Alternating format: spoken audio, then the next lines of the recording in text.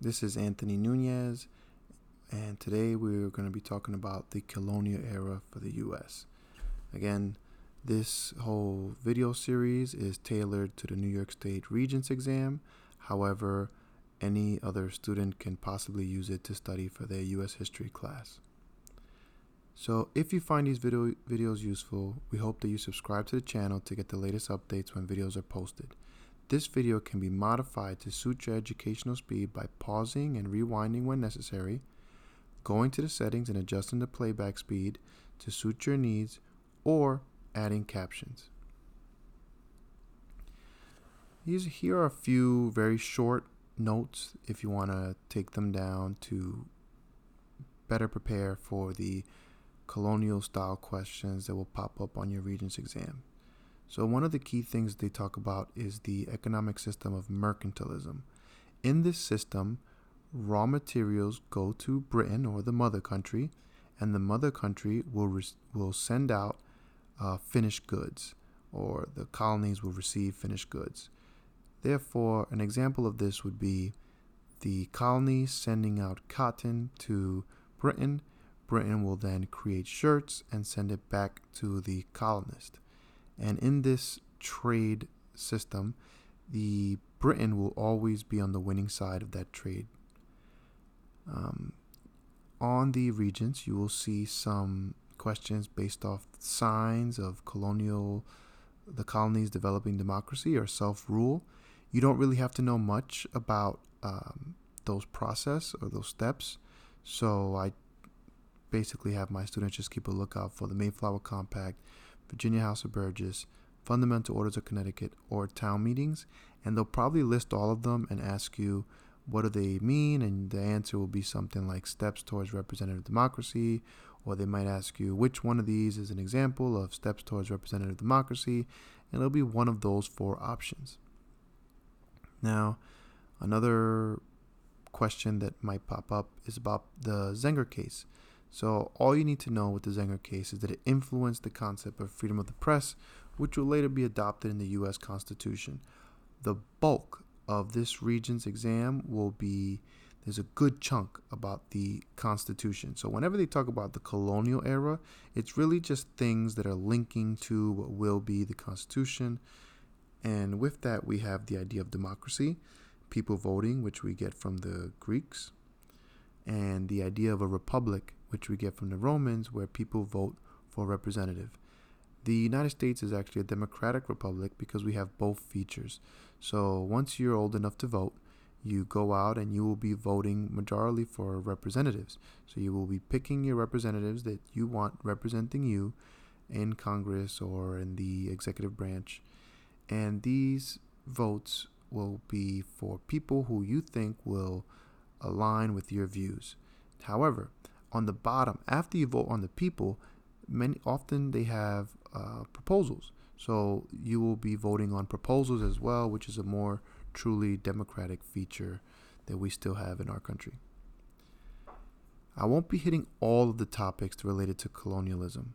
There are other relevant videos that I've created which deal with U.S. geography and have colonialism embedded, the Enlightenment era, which greatly influenced the colonial era, the Articles of Confederation, which was also influenced by our struggles during the colonial times, and many videos related to the Constitution.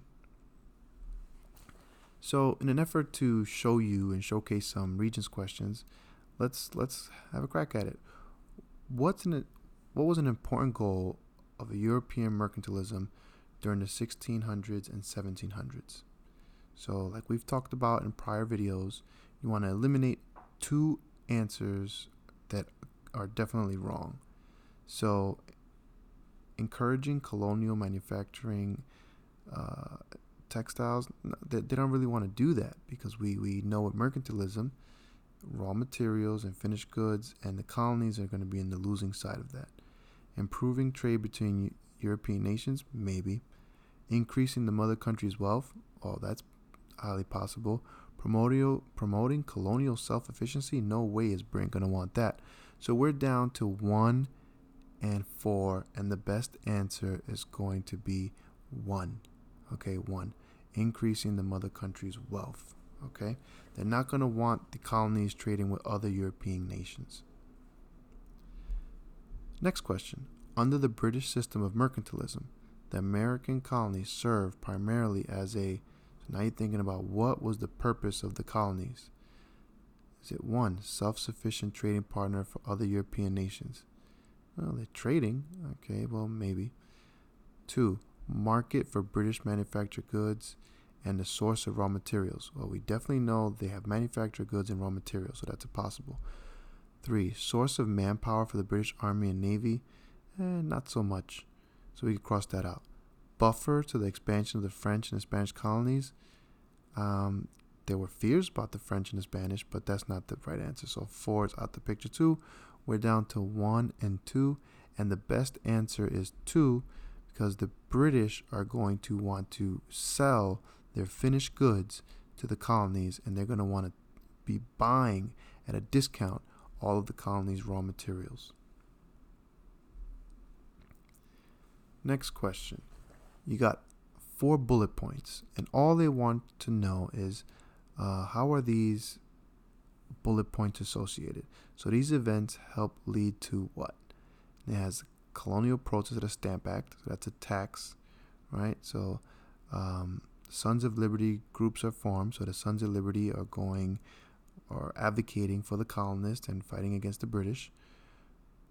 Crates of tea are thrown into the Boston Harbor. That's the Boston Tea Party. And Parliament passes coercive acts. All right. So we know all of this has to do with the tension between the colonists and the British government.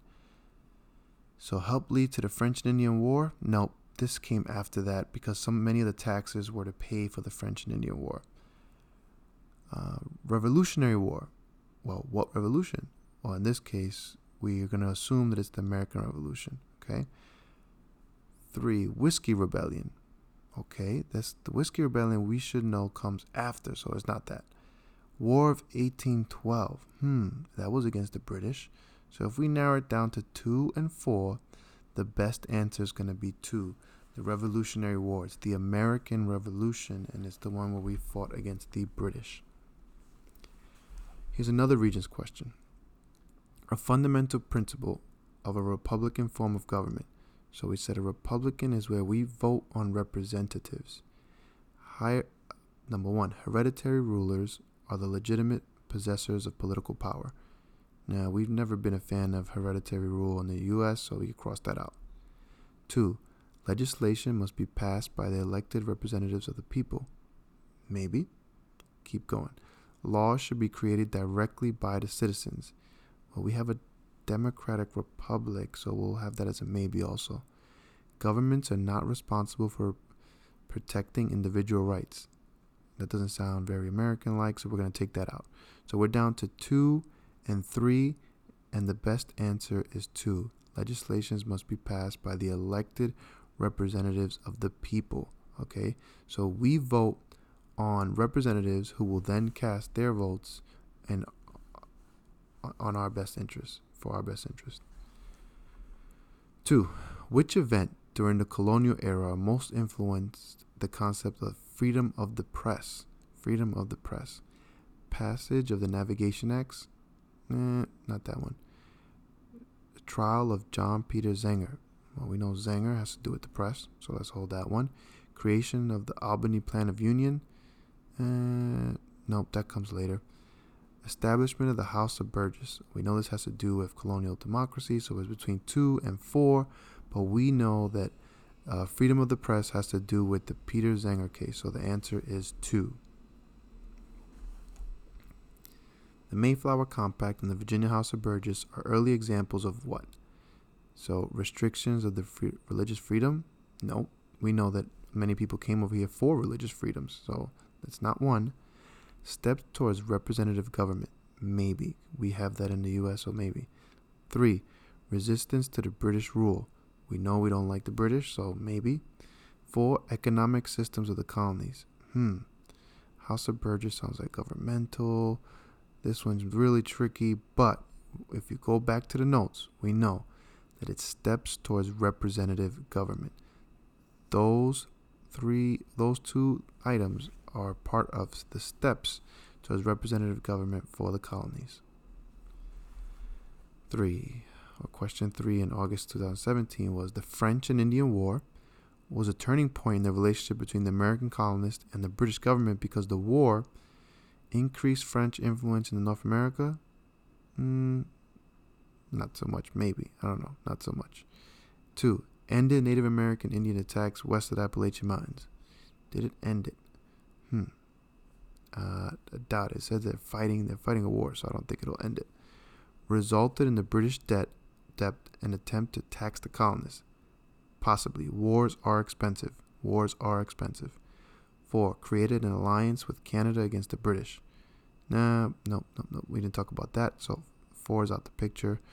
So we're really down to 1 and 3, and the best answer is 3.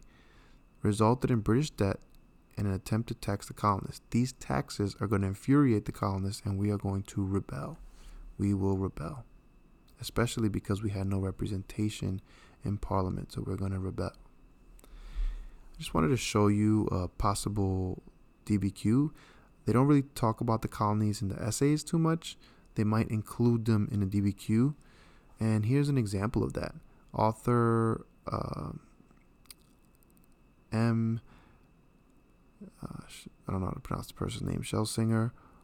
What were 2 events that motivated Thomas Paine to write The Common Sense? Okay, the book Common Sense is a very popular book which influenced the independence of the colonies for them to fight for independence. So it's asking you what 2 events motivated Thomas Paine. Now, as long as you know about the colonial era, you really just have to read it and figure out where you see some of the things that would infuriate the colonists. So if we look in here, we have the Bostonians had sunk the tea. So this is something that this shows that the colonists are pissed off. Parliament had retorted with the intolerable acts. So acts are things done by the government, usually taxes.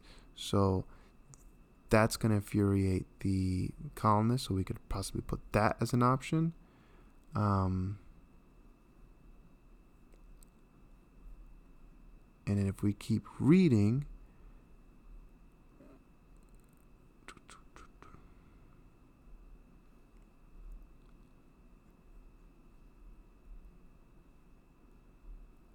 okay, so then if we keep reading, you're going to see that this is due with, he emphasizes the king and parliament and how we're not happy with this relationship. We've sunk in the tea. We've protested these intolerable acts, or the intolerable acts rather. And both of those, if you put them down here, will result in a correct answer for the Regents.